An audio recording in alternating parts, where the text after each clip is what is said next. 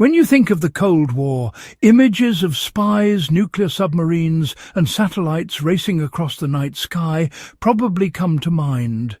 But, far from the headlines, in the frozen Arctic tundra, another kind of technological struggle was unfolding.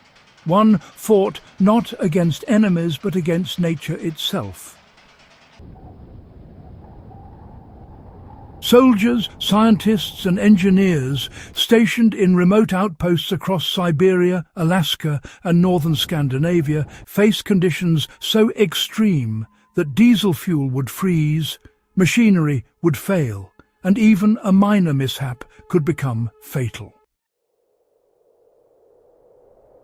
Traditional power sources were unreliable, and open flames were just too dangerous, revealing positions to reconnaissance aircraft and enemy surveillance. The solution that emerged was as radical as it was ingenious, small, self-contained nuclear batteries, devices that converted radioactive decay directly into electricity.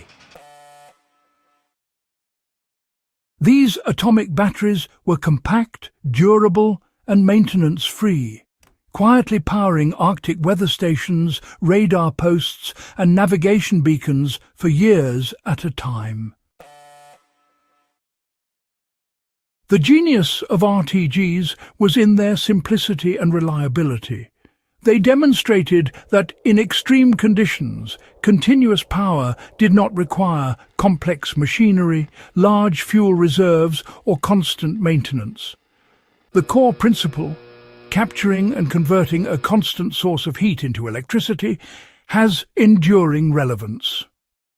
Modern off-grid enthusiasts, polar researchers and survival engineers can, safely replicate this principle through thermoelectric generators, or TEGs. By using a heat source such as a wood stove, biochar burner or solar thermal collector, TEGs convert temperature differences into low-level electricity, capable of charging batteries or powering small devices. The physics are identical to Cold War RTGs, but without the radioactive hazard.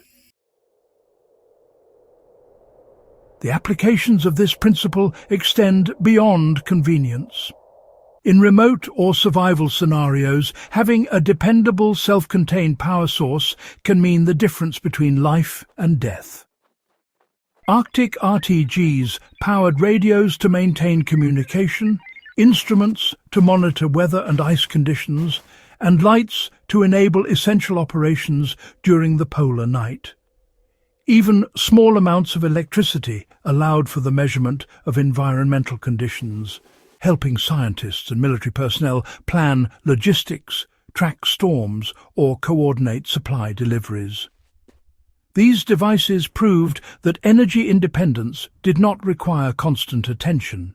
It could be built into a system that endured for decades on its own. The enduring lesson of these forgotten Cold War batteries is about designing for resilience. RTGs worked because they were self-contained, robust and predictable. They removed human error from critical operations and allowed isolated stations to function without interruption.